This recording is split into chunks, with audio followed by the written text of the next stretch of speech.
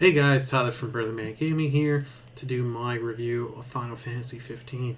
For some of you who may already know, I am a huge Final Fantasy fan. I've played pretty much every game in the series. There's a few of the spin-offs I haven't played, and I've beaten pretty much every one of the mainstream titles except for Final Fantasy 8 and Final Fantasy 11 and 14 because they're MMOs, so you technically can't beat them. I'm going to start this off by letting you know there will be some spoilers, so be fair warned if I cover some stuff that if you're just starting to play the game or haven't played the game, you have been warned. I'm going to start off with the controls. They are very fluent and responsive. I didn't have any problems with the controls when I was playing the game. It was a little bit different than how the closest game kind of to it from Square is Kingdom Hearts, so it was a little bit different to get used to, but once you spend a couple minutes you get used to the controls very quickly. Next I'm going to go here to combat. Combat is very fun. You can have 4 weapons or spells with any combination on your D-pad, and you can switch to anyone you want. And the nice part isn't you're just, okay, your character is a swordsman, so all you're stuck with swords. No, you can use both pistols, javelins, daggers, swords, katanas, heavier swords. It's very interesting. But one aspect that I felt a little short was in the spell department.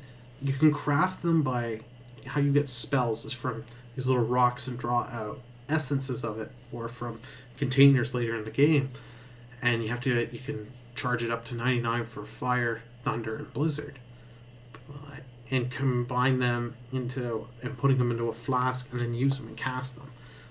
My only problem is that's all you really can get.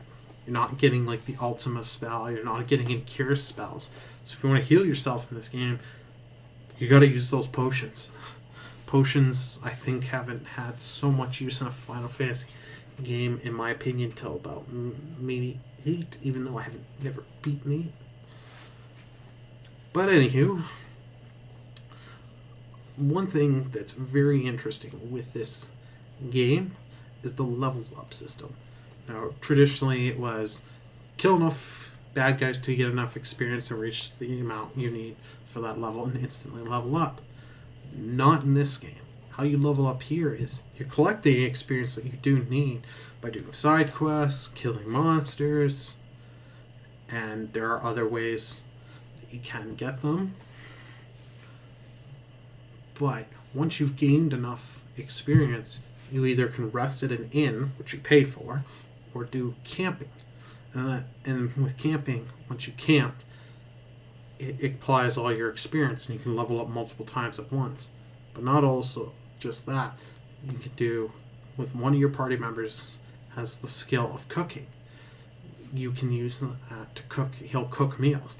Any meal he cooks has benefits. Some will add extra health for a small period of time. Some will give you higher attack, poison resistance, fire resistance, and many more. There's different combinations, so it's very interesting. So if you know you're going into a heavy boss battle soon, or a heavy area, camp up to apply experience points, but also to make a meal to help give yourself some benefit for what you're going into. Something else, they kind of brought the spear grid kind of back. It's called Ascensions, and as you do certain tasks, you can get ascension points. It's like the spear grid in a sense, as you can go from different types of areas, some that increase your stats, some that give some passive abilities, and different stuff. The story overall, I feel, is really good, but when you get to later chapters, it feels rushed, as this game has had trouble development for over 10 years. As certain aspects, like Chapter 13, in my opinion, was the bane of my existence, and I didn't really like it. But there are certain aspects of the story that I did like a certain thing that's kind of spoil a bit for you, is one of your party members gets injured in a mission, and it affects how they play and react for the rest of the game. And it's very nice and interesting, instead of, oh, this happened, but it's just a cosmetic change and it doesn't impact the game. Whereas when this happens in the game, it does impact it, and the change is very interesting. Now, I said for your one party member has the skill of cooking. Each of your 4 party members each has their own skill. One is photography, so you can take random pictures of scenery or you in fights, which is interesting.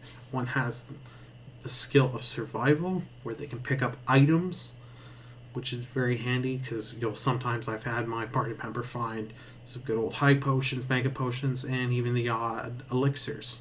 And the 4th skill, which is the protagonist, Noctis, is fishing.